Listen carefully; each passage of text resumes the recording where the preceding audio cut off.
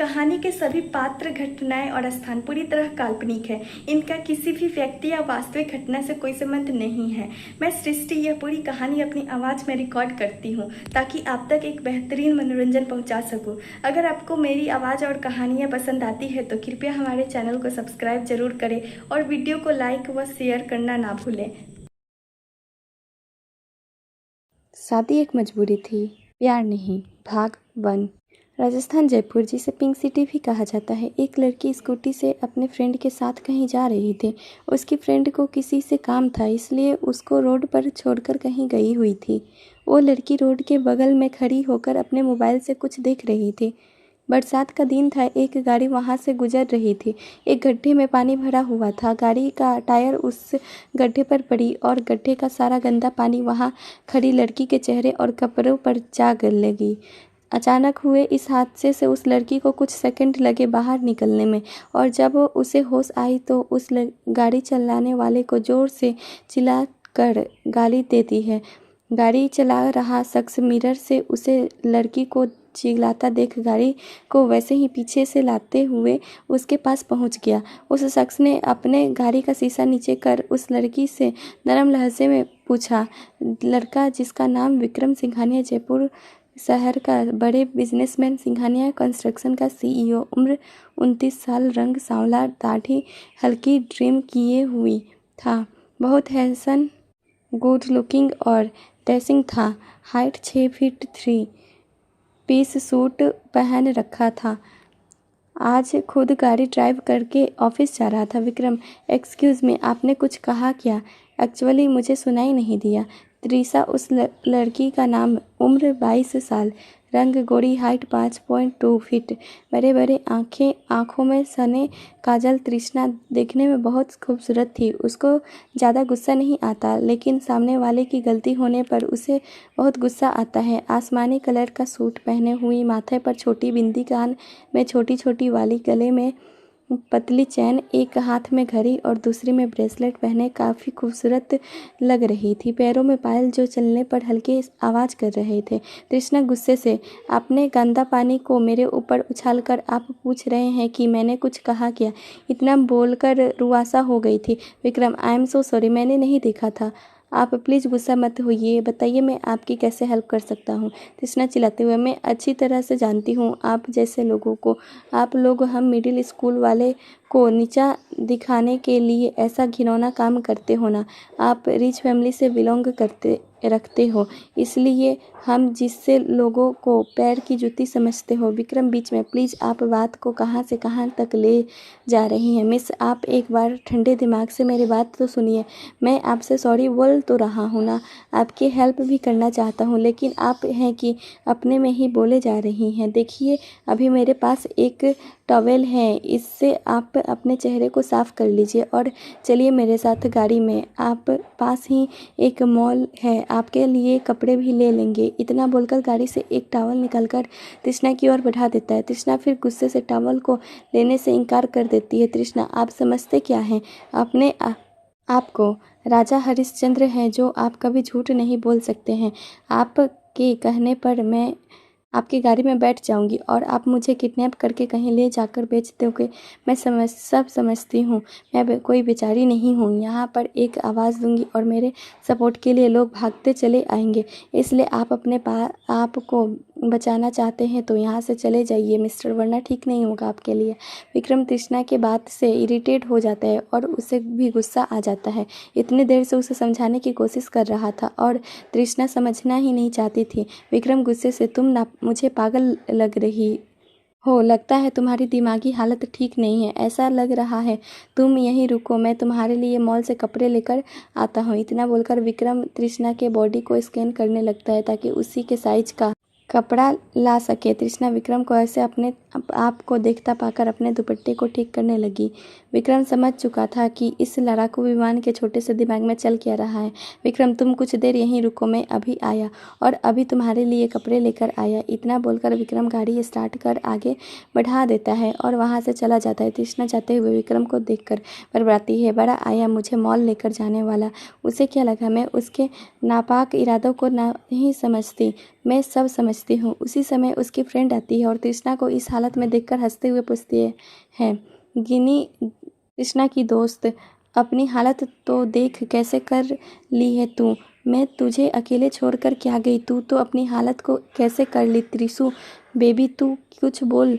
तृष्णा रोनी सी शक्ल बनाकर गिनी को सारी बातें बता देती है। गिनी तृषा तो का मजाक बनाते हुए, ओहो किसी की इतनी हिम्मत हो गई कि मेरी त्रिशु बेबी को ऐसी हालत कर दे, और अगर वो लड़का कहीं मुझे मिल जाता है तो मैं उसे अच्छा सबक सिखाऊंगी। अब घर चले या अभी भी उस लड़के को यहाँ खड़े होकर कोसना है। तृष्णा मुंह बनाते हुए, हाँ तो चल ना, उसे कोसने से मेरा चेहरा और कपड़े ठीक तो नहीं हो जाएंगे ना। गिनी तो इसको पीछे बैठे, आज मैं स्कूटी चलाती हूँ। तृष्णा क्या सच में तू चला लेगी ना, कहीं ऐसा ना हो कि किसी ट्रक में ले जाकर तुम टक्कर मार दे, फिर मेरे बच्चों का क्या होगा, वो सब मुझे बहुत मिस करेंगे। गिनी स्कूटी स्टार्ट करते हुए, यार इतनी भी घटिया स्कूटी नहीं चलाती हूँ, कुछ तो अच्छा बोल, देखना तुझे आधे घंटे में घर पहुंचा दूंगी और कल तेरे बच्चे भी तुझे सही सलामत देखकर खुश हो जाएंगे। इतना बोलकर दोनों स्कूटी से घर जाने लगी। गिनी रास्ते में जाते हुए, यार त्रिशु तू बच्चों को पढ़ाना छोड़ क्यों नहीं देती, चल तुझे मैं सिंघानिया कंस्ट्रक्शन में जॉब दिला दूंगी, फिर हम दोनों एक साथ ऑफिस चलेंगे, यार बहुत मज़ा आएगा। हमारे बॉस विक्रम सर कितना होट हैं यार, ऊपर से सिंगल है, वो हो सकता है हम दोनों से में से कोई एक बाजी मार ले। तू एक बार विक्रम सर को देखेगी ना तो बस उन्हीं में खो जाएगी। त्रिशा ओ सपनों की रानी, स्कूटी चलाने में ध्यान दे, मुझे कोई इंटरेस्ट नहीं है तेरे विक्रम सर में, मैं तो कभी शादी ही नहीं करूँगी। मैं अपने बाबा का हमेशा ख्याल रखूँगी, मेरा उनके सिवाय और कोई भी तो नहीं है। गिनी स्कूटी चलाते हुए, मैडम हम जो सोचते हैं वैसा बिल्कुल भी नहीं होता, देखना तू अपने बाबा के लिए शादी ज़रूर करेगी, तू मुझसे चैलेंज कर ले, इस बार पक्का मैं जीतूँगी। त्रिशा उदास होकर, अगर बाबा जिद करेंगे मुझे शादी के लिए बोलेंगे तो मैं उनको भी अपने साथ लेकर जाऊँगी ससुराल। होने वाले हस्बैंड को इससे कोई परेशानी होगी तो मैं इसमें कुछ नहीं कर सकती। दोनों ऐसे ही बातें करते हुए घर पहुंच जाते हैं। दूसरे तरफ विक्रम मॉल पहुंच जाता है और लेडीज सेक्शन जाकर एक बहुत ही खूबसूरत सी पिंक कलर का सूट खरीदता है।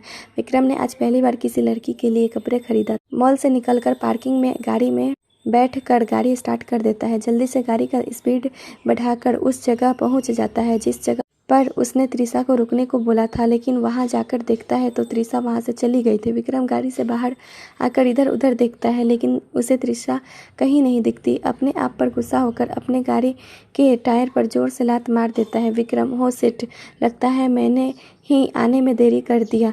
दूसरे दिन सुबह का वक्त, एक 65 साल की महिला रूम में अपने केयर टेकर को आवाज़ देती है। महिला, गुलाबो कहाँ रह गई तू, तुझे पता है कि हमें मंदिर के लिए लेट हो रही है, फिर भी कहाँ रह गई, ऊपर से कुछ भी जवाब नहीं दे रही है। गुलाबो महिला की आवाज़ सुनकर जल्दी से उनके रूम में आती है। गुलाबो, सॉरी दादी जी, मुझे आने में देर हो गई, गार्डन से फूल तोड़ने गई थी इसलिए। दादी, अच्छा कोई बात नहीं है, तू ड्राइवर को बोल दी है ना कि हम लोग मंदिर को जाने हैं। यहाँ मैं विक्रम संगनिया कंस्ट्रक्शन के सीईओ की दादी माँ बहुत ही दयालु महिला है, हमेशा गरीबों की मदद करने के लिए सबसे आगे रहती हैं। हफ्ते में एक दिन मंदिर जाकर गरीबों को दान करना उनके मन को शांति मिलती है। जात पात ऊंच नीच से इनको कोई लेना देना नहीं है, उसके नज़र में सभी इंसान एक समान है। घर पर भी सभी लोग इनका बहुत सम्मान करते हैं, सभी लोग इनका बहुत इज्जत करते हैं। विक्रम सिंघानिया को दादी माँ सबसे ज़्यादा प्यार करती है। विक्रम भी अपनी दादी माँ की हर एक छोटी बड़ी बात को मानता है। गुलाबो 25 साल की लड़की है। विक्रम गुलाबो को स्पेशल दादी माँ का हमेशा ख्याल रखने के लिए कहीं से ढूंढ कर लाया है। गुलाबो भी दादी माँ का बहुत अच्छे से ख्याल रखती है। दादी माँ भी गुलाबो को बहुत प्यार देती है। गुलाबो, जी दादी, गाड़ी रेडी भी है, बस आपका ही इंतजार है। कुछ देर बाद मंदिर पहुंच जाते हैं। जैसे ही दादी माँ मंदिर के सीढ़ियों पर अपना पैर रखती है, उनके कानों में बहुत ही मुंदर स्वर भजन गाने की आवाज़ गूंजती है। दादी माँ उस आवाज़ को सुनकर मुग्ध हो जाती है। गुलाबों की मदद से सीढ़ियाँ चढ़कर ऊपर आती है। तब तक उस मधुर स्वर में गा रहे कृष्णा जी की भक्तिमय गाना बंद हो जाता है। पंडित जी सभी को प्रसाद दे रहे थे। पंडित जी दादी माँ को भी प्रसाद देते हैं। दादी माँ अपना हाथ आगे कर प्रसाद ले लेती है। लोगों की भीड़ खत्म होने पर दादी माँ पंडित जी से पूछती है कि दादी माँ, पंडित जी, इतनी मधुर स्वर में बांके बिहारी के भजन कौन गाने वाले कौन थी? आज इससे पहले मैंने उसकी आवाज़ कभी नहीं सुनी थी। हफ्ते में एक बार मैं मंदिर ज़रूर आती हूँ। इससे पहले मैंने कभी भी इतनी सुंदर गाने वाली को कभी नहीं सुनी हूँ। पंडित जी, दादी जी, बांके बिहारी के भजन गाने वाली लड़की रोज़ आती है और रोज़ गाती है। आज आप थोड़े जल्दी आ गई हैं, इसलिए आप उनकी भजन सुन पाई है। दादी माँ, इसका मतलब मुझे इससे भी जल्दी आना चाहिए मंदिर, तभी उसकी मीठी आवाज़ को सुन पाऊंगी। पंडित जी, जी माँ जी, त्रिशा बिटिया रोज़ 6 बजे मंदिर पहुँच जाती है। अगर आप उसकी आवाज़ से भजन सुनना चाहती हैं तो आपको भी 6 बजे मंदिर आना पड़ेगा। दादी माँ, वैसे पंडित जी, दादी कुछ याद करते हुए, क्या नाम बताया आपने उस लड़की का? पंडित जी, जी त्रिशा नाम है बिटिया का। दादी माँ पंडित जी को कुछ सामान देती है ताकि वह गरीबों में बांट दे और पूजा करके गुलाबों के साथ मंदिर से बाहर आती है। गुलाबों को याद आता है कि उसने पूजा की थाली मंदिर के अंदर भूल गई है, तो उसे लाने के लिए दादी माँ को बोलकर चली जाती। दादी माँ धीरे धीरे सीढ़ियाँ उतरने लगी कि उन अपने साड़ी में उनका पैर फंस गया और नीचे गिरने लगी कि किसी ने उनका पकड़ लिया और उनको गिरने से बचा दिया। दादी माँ की नज़र उस लड़की पर पड़ी जिसने अभी उन्हें सीढ़ियों से गिरने पर बचाई थी। एक नज़र उस लड़की को देखकर उसमें ही कहीं खो सी गई थी। उस लड़की को देखकर उन्हें लगा ये लड़की उनके पोते विक्रम के लिए परफेक्ट है। अपने पोते के लिए जैसी लड़की ढूंढ रही थी वो लड़की आज जाकर उनको मिली है। उस लड़की की खूबसूरती दादी को भा गई थी। उस लड़की की आवाज़ सुनकर दादी माँ की तृष्णा टूटती है। त्रिशा, आप ठीक है दादी जी? कहीं आपको लगी तो नहीं? दादी माँ अपने हाथ को दिखाते हैं। उस लड़की ने अभी तक कितने मजबूती से उनका हाथ पकड़ रखी थी। दादी माँ, हाँ बेटा, मैं बिल्कुल ठीक हूँ। तुम्हारा बहुत बहुत शुक्रिया बेटा, मुझे सीढ़ियों से गिरने के लिए बचाया।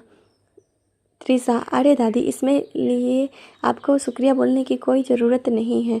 आप ठीक हैं वही अच्छी बात है। वैसे आप अकेले मंदिर आई हैं? दादी माँ मुस्कुराते हुए, नहीं बेटा, वो गुलाबो आई है मेरे साथ। पूजा की थाली को मंदिर में ही भूल गई थी, उसे ही लेने गई है और मैंने सोचा उसके आते तक धीरे धीरे सीढ़ियों से नीचे उतर जाऊंगी और उतरने लगी कि मेरे पैर मेरे साड़ी में फंस गई और मैं गिरने लगी। गुलाबो मंदिर से बाहर आ रही थी कि उसने दादी की बात सुन ली। गुलाबो जल्दी से दादी के पास जाकर फिक्र जताते हुए पूछती है, गुलाबो, दादी माँ आप ठीक हैं? मैंने आपको यहीं रुकने को बोला था ना, तो फिर आप क्यों अकेले सीढ़ियों से नीचे जाने लगी? अगर आपको कुछ हो जाता तो विक्की सर मुझे घर से बाहर निकाल देते। दादी माँ गुलाबो को चुप कराती है। फिर भी गुलाबो बोलती जाती है। दादी माँ उसे घूरकर देखती है, तब जाकर गुलाबो अपनी मुँह बंद करती है। दादी माँ लड़की से मुस्कुराकर, ये गुलाबो है, यही मेरे साथ आई है। गुलाबो दादी माँ का इशारा समझ उस लड़की को नमस्ते कहती है। त्रिशा मुस्कुरा कर गुलाबो के सिर को सहला देती है। तभी उस लड़की का मोबाइल रिंग होता है और वो मोबाइल रिसीव कर बातें करने लगते हैं। दादी माँ धीरे से गुलाबो के करीब आकर, दादी माँ, गुलाबो, ये लड़की तेरे विकी सर के लिए कैसी रहेगी? मुझे तो पसंद बहुत है। गुलाबो इस लड़की को देख खुश हो जाती है और उछलते हुए, गुलाबो, दादी माँ, सच में ये लड़की विकी सर के लिए एकदम परफेक्ट है।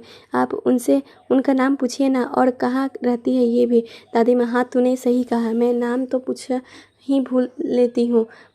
त्रिशा कॉल पर बात करके मोबाइल अपने पर्स में रख देती है और दादी माँ से, त्रिशा, दादी जी मुझे चलना चाहिए, मुझे स्कूल भी जाना है इसलिए।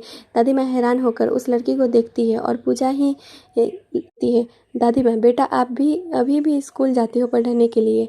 त्रिशा मुस्कुराकर, दादी जी मैं पढ़ने स्कूल नहीं जाती हूँ, बल्कि छोटे बच्चों को पढ़ाने जाती हूँ। दादी माँ, सॉरी बेटा, मैं गलत समझ गई थी। त्रिशा, कोई नहीं दादी जी, अब मैं चलती हूँ। इतना बोलकर त्रिशा सीढ़ियों से नीचे उतर कर चली जाती है। दादी और गुलाबो उसे जाते हुए देख रही थी। दादी माँ को अपने आप पर गुस्सा आते हैं कि उस लड़की से उसका नाम तक नहीं पूछ पाई। सिंघानिया विला। दादी माँ मंदिर से घर पहुँच गई थी। विक्रम रेडी होकर दादी माँ के कमरे में आता है और उनका पैर छूकर आशीर्वाद लेता है। विक्रम, मुझे आशीर्वाद दीजिए दादी, आज एक बार फिर मुझे आपका किस्मत आजमाना है। अगर आज मीटिंग सही हो जाता है तो सिंघानिया कंस्ट्रक्शन एक कदम और आगे बढ़ जाएगा।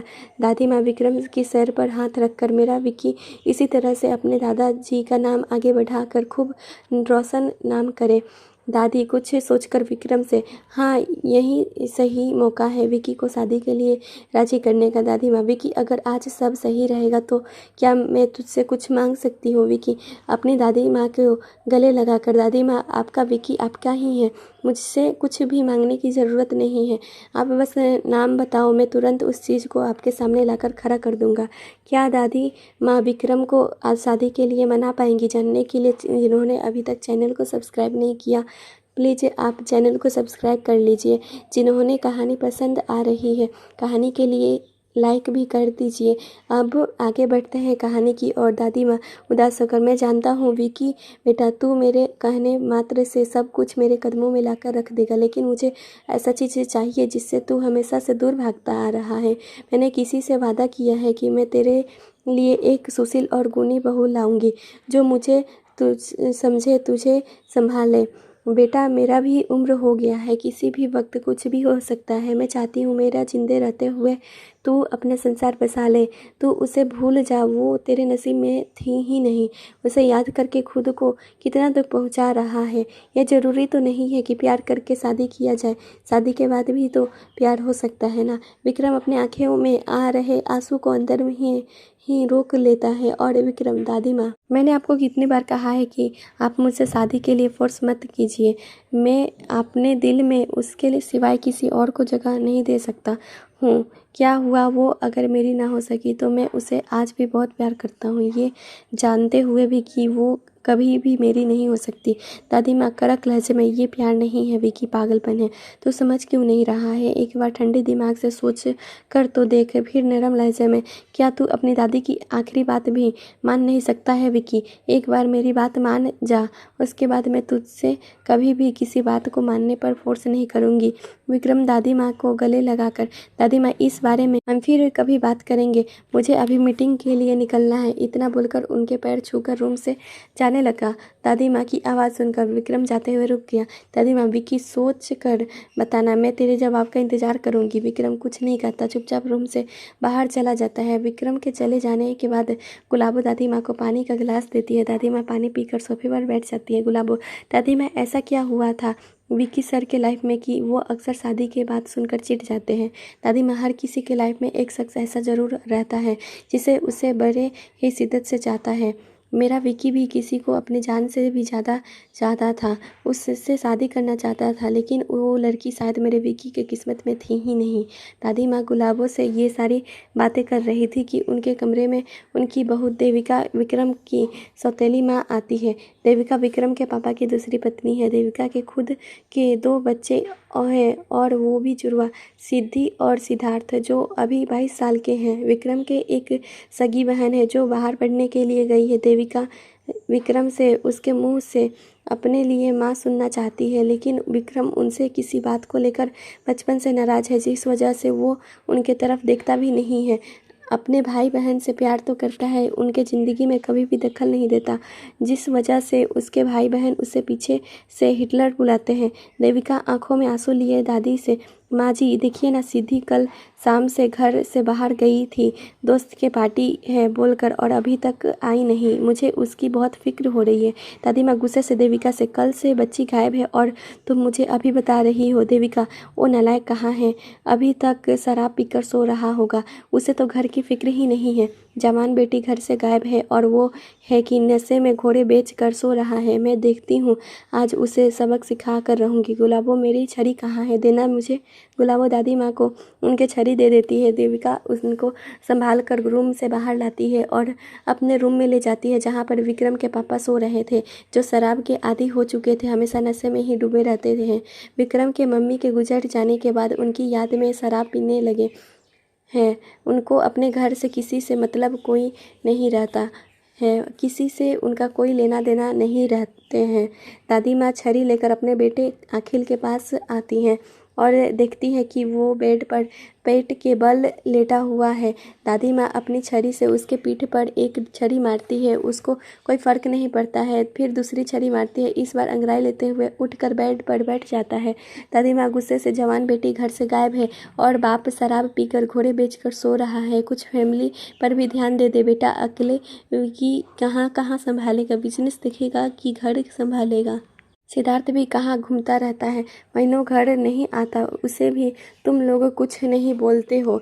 अखिल बेड पर बैठ कर आंखें मसलते हुए, माँ आप भी ना किसी इतनी सोचती हैं, सीधी घर आ जाएगी, छोटी बच्ची नहीं है अब वो, बड़ी हो गई है दादी माँ, बड़ी हो गई है, इसलिए तो डर लग रही है, अगर किसी बुरे लड़के के चक्कर में पड़ गई तो पता नहीं क्या होगा।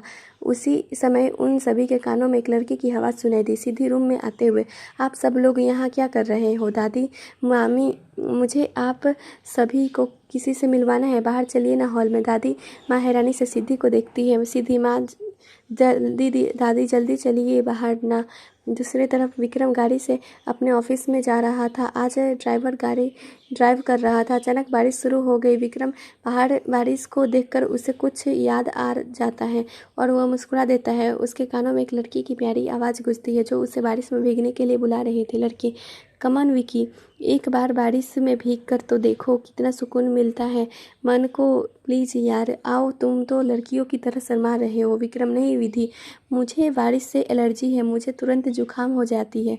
विधि विक्रम का दोस्त, दोनों एक साथ कॉलेज में पढ़ते हैं। विक्रम विधि को पसंद करता था लेकिन विधि को बताने से डरता था कि अगर विधि ने उसे ना कह दिया तो दोनों के बीच की दोस्ती भी टूट जाएगी। विक्रम विधि को खोना नहीं चाहता था। विधि की उम्र 22 साल, रंग के रुआ, ना गोरी ना सांवली, मीडियम, फिर भी विधि बहुत खूबसूरत लगती थी, चुलबुली और हर किसी को अपना समझती थी। किसी से उसकी कोई दुश्मनी नहीं, सबसे हंस कर बातें करती। मिडिल स्कूल की लड़की थी विधि, बारिश के पानी को हाथ में उछाल कर इधर उधर फेंकती हुई। विधि, ठीक है, तुम नहीं आओगे मेरे साथ तो मैं वरुण को बुला लूँगी। वरुण को सभी बहुत अच्छा लगता है बारिश में भीगना। वरुण विधि और विक्रम का एक और दोस्त, तीनों एक साथ कॉलेज में पढ़ते हैं। तीनों की दोस्ती लोग मिसाल देते हैं, प्रिंसिपल से लेकर प्रोफेसर तक तीनों की दोस्ती को अच्छे से जानते थे। वरुण का फैमिली भी काफ़ी अमीर था। वरुण भी विक्रम की तरह हैंड गुड लुकिंग था। विक्रम, लेकिन ये लड़का अभी तक आया नहीं, कहाँ रह गया?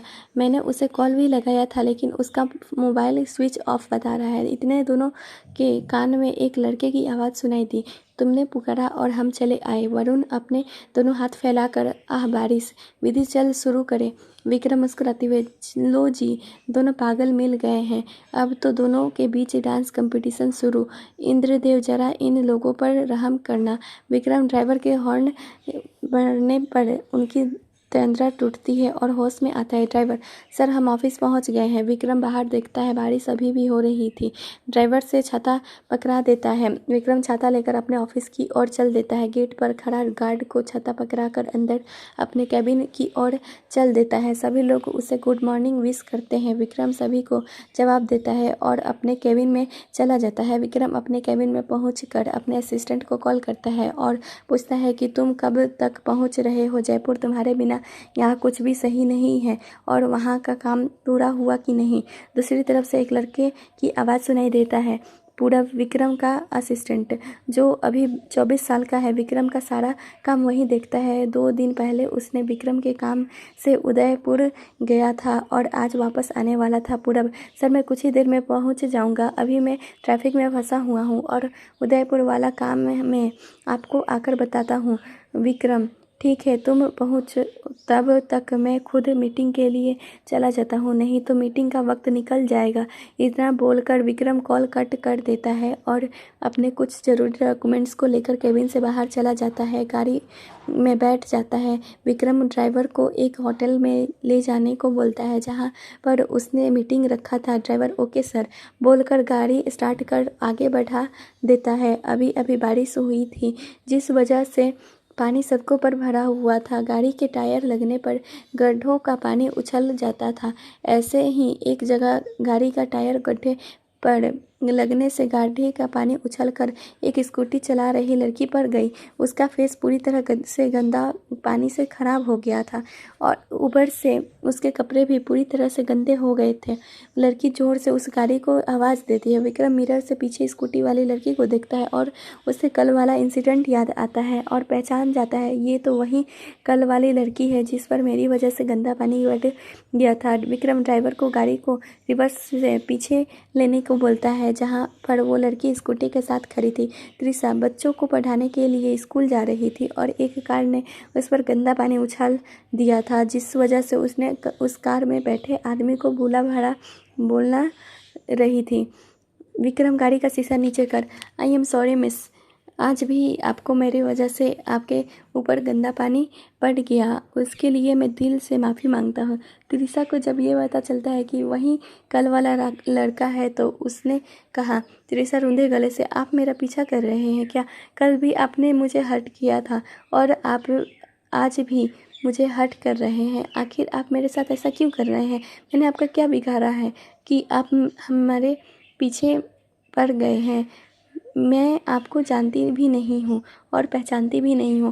विक्रम गाड़ी से बाहर आकर, प्लीज़ मिस, मुझे माफ़ कर दीजिए, मैंने जानबूझकर कुछ भी नहीं किया था, ये सब गलती से हो गया। त्रिशा अपने दोनों हाथ जोड़कर विक्रम के आगे, आप मुझे अकेला छोड़ दीजिए मिस्टर, आप जब भी मेरे पास से गुजरते हैं हम दोनों के बीच कुछ ना कुछ बहस हो जाती है, इसलिए मैं बांके बिहारी जी से प्रार्थना करती हूँ कि आप हम दोनों को फिर कभी ज़िंदगी में ना मिलाएं।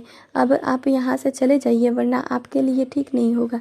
विक्रम को भी अच्छा नहीं लग रहा था कि इसी लड़की को बार बार हट करना, इसलिए ना चाहते हुए भी उसे वहाँ से जाना पड़ा। विक्रम जाते हुए एक बार फिर कुछ बोलने की मेरी कोशिश कर रहा कि मगर उसे कुछ बोलने ही नहीं दिया। विक्रम अपने गाड़ी में आकर बैठ गया और ड्राइवर से उसे होटल की ओर ले गया। त्रिशा को बहुत ज़ोर से उस पर गुस्सा आ रहा था, लेकिन वो भी कुछ नहीं कर सकती थी। ये तो अच्छा हुआ कि उसने आज अपने साथ कपड़े लेकर आई थी और स्कूल के वॉशरूम में चेंज भी कर सकती थी।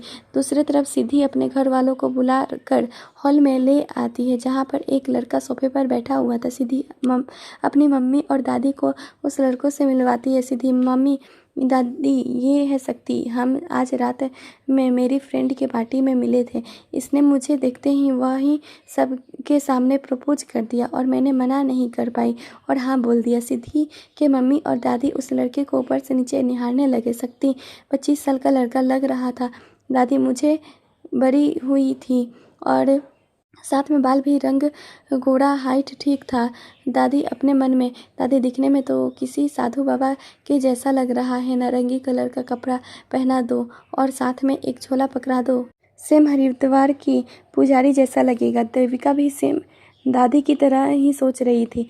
सिद्धि खुश होकर, दादी मम्मी, शक्ति लग रहा है ना एकदम मेरे टाइप का, हैंडसम, गुड लुकिंग।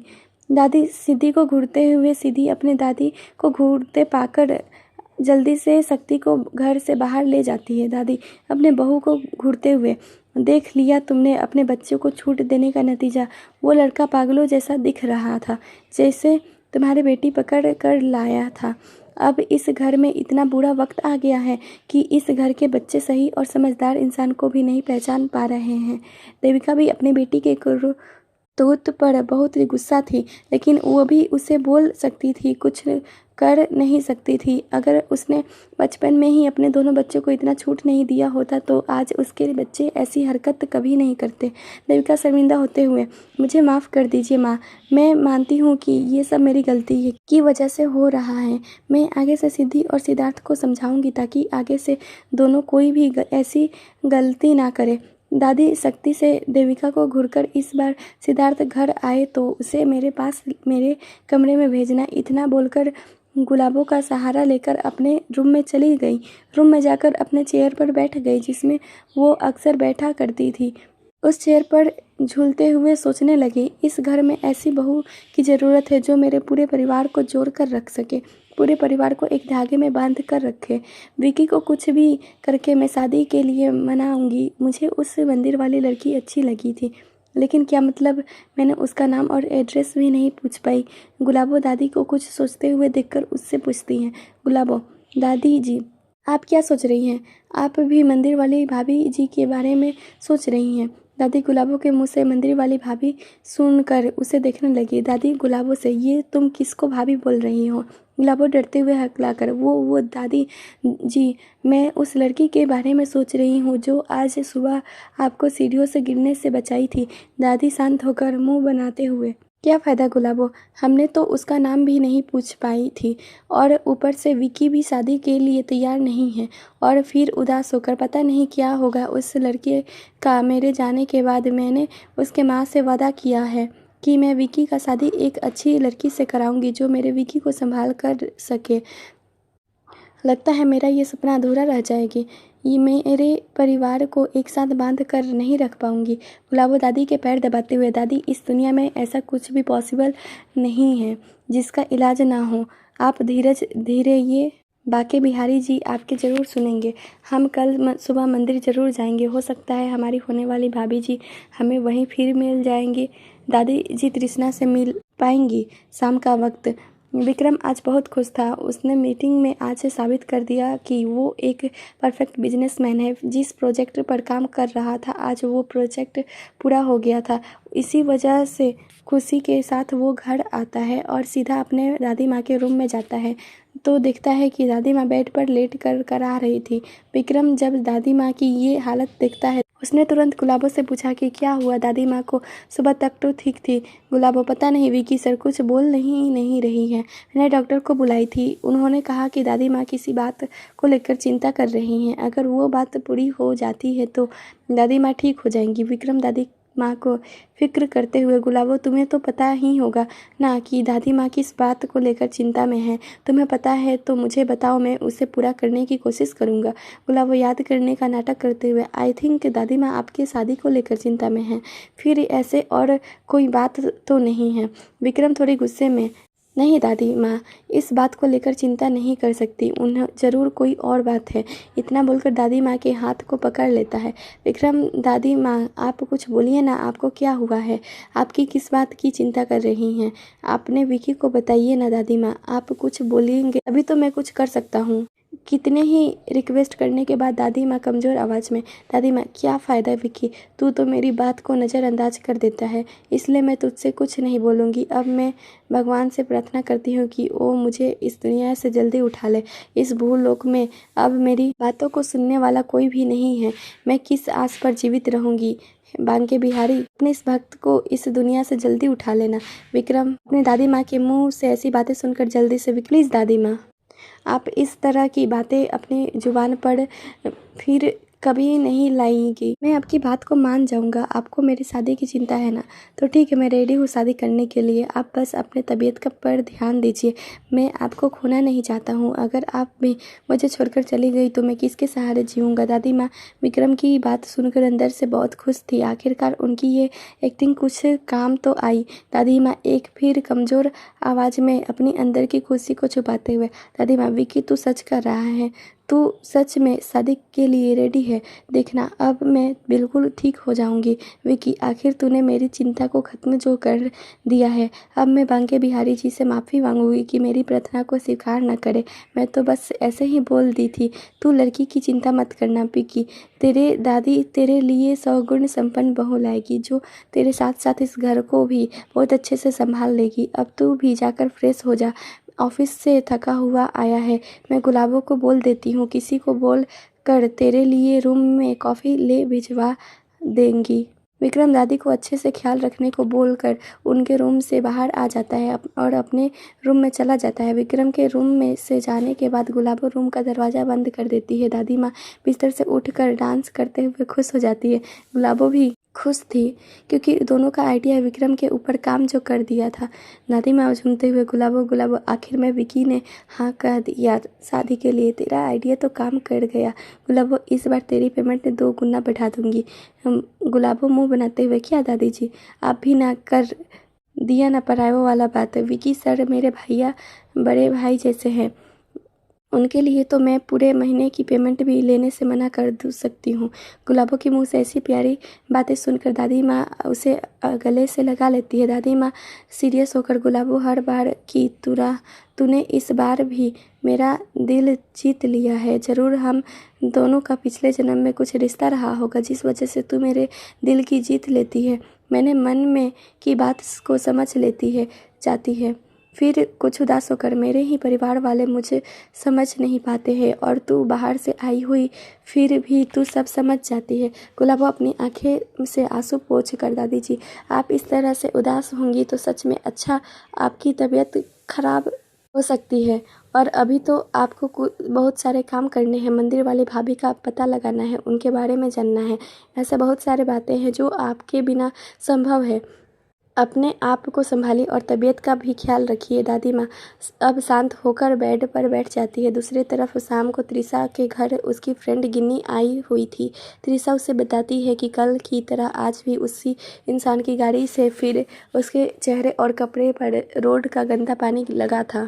गिनी हंसते हुए, यार त्रिशु सच में ऐसा हुआ है? कोई भी सुनेगा तो इसे यकीन नहीं होगा। मुझे ऐसा लगता है कि बांके बिहारी जी जानबूझकर उसका और तेरा सामना बार बार करा रहे हैं। हो सकता है तुम दोनों का कोई ऐसा संयोग बन रहा हो जिससे तुम दोनों पूरी जिंदगी एक दूसरे से बंधने वाले हो। त्रिशा गिन्नी को चुप कराती है। गिन्नी तू कुछ ज़्यादा ही नहीं बोल रही है, चुप कर, ऐसा कुछ भी नहीं है। ना मैं उसे जानती हूँ आप ना ही वो मुझे जानता है, तो ऐसा कैसे हो सकता है? और वैसे भी मुझे वो लड़का बिल्कुल पसंद नहीं है। गिनी, अच्छा इतना बुरा है वो लड़का? ज़रूर उसके आँखों में कोई प्रॉब्लम होगी ना, या नाक टेढ़ा होगा, या फिर इतना बोल पाई थी कि बीच में त्रिशा बोल पड़ती है। त्रिशा, नहीं, वो बहुत हैंडसम और चार्मिंग है। कोई भी उस लड़के को देखेगा तो शादी के लिए मना नहीं कर पाएगा। बातें भी बहुत अच्छे से करता है। उसकी बातों को सुनकर ऐसा लगता है कि जैसे किसी अच्छे से घर बिलोंग कर रखता है। 2 बार मिले हैं, फिर हमेशा मुझे इज्जत से बातें करता है। मैं ही थी जिसने उसे ज़्यादा कुछ बोलने नहीं देती थी, उसे डांट कर चुप करा देती थी। गिनी बड़े गौर से त्रिशा की बात को सुन रही थी। त्रिशा आज जिस तरह से उस कार वाले लड़के की तारीफ कर रही थी, गिनी को भी उस लड़के से मिलने की वो दिल कर रही थी। गिनी, अच्छा अगर ऐसी बात है तो मैं भी उस कार वाले लड़के से मिलना चाहूँगी जिसने मेरी फ्रेंड को 2 बार रोड के गंदे पानी से नहला दिया था। गिनी के मुंह से ऐसी बातें सुनकर त्रिशा उसे घूर कर देखने लगी, फिर गिनी की बात को संभालते हुए, गिनी यार, मैंने कहने का मतलब था कि मुझे भी देखना चाहिए उस लड़के को जो मेरी दोस्त को 2 बार हर्ट किया था। मैं उससे मिलकर पूछूंगी कि उसने ऐसा जानबूझकर किया है या अनजाने में।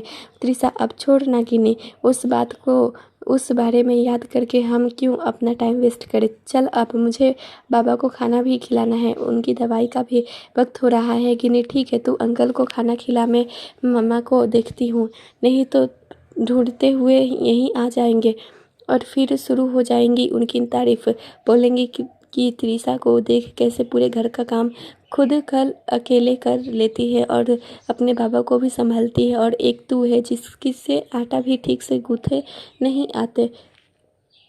त्रिशा प्लेट में खाना निकालते हुए, हाँ तो आंटी जी ठीक ही तो बोलती है गिनू, तू कब से खाना तो अच्छे से बनाना सीख जाती तो आंटी जी को थोड़ा आराम मिल जाता। तुझे अच्छा लगता है आंटी जी हर वक्त किचन में रहती है तो कभी कभी उनका हाथ भी बटाया कर। हम लड़कियों को और कुछ आए ना आए, खाना बनाना आना ही चाहिए, कुछ समझी मेरी नौटंकी? बोलकर उसके सिर को हल्के मजाक करते हुए चपेट लगाती है।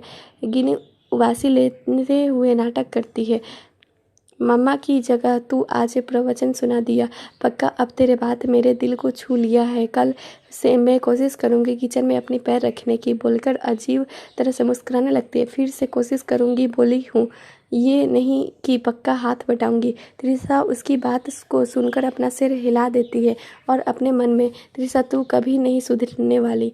कहानी का ट्रेलर। ज़रूरी नहीं कि पहले प्यार उसके बाद शादी हो, पहले शादी फिर प्यार हो सकता है ना। ऐसे ही है विक्रम और त्रिशा की कहानी, जिन्होंने मजबूरियों में आकर एक दूसरे से शादी कर लेते हैं। दोनों के बीच प्यार ना रहते हुए भी एक दूसरे का ख्याल रखना, एक दूसरे का फिक्र करना उन्हें अच्छा लगता है। तो क्या दोनों कभी एक दूसरे से प्यार हो पाएगा? कैसी होगी इनकी शादी के बाद का प्यार? आप भी जानना चाहते हैं तो पढ़ते रहिए। एक मजबूरी थी, प्यार नहीं। आज के लिए बस इतना ही। क्या होगा आगे की कहानी अगले भाग में पढ़िए। तब तक के लिए धन्यवाद। मेरे साथ ये कहानी सुनिए दोपहर 12:30 बजे और अपनी समीक्षा देना ना भूलें। चैनल पर नए हैं तो चैनल को सब्सक्राइब कर सुनिए रोज एक नई कहानी।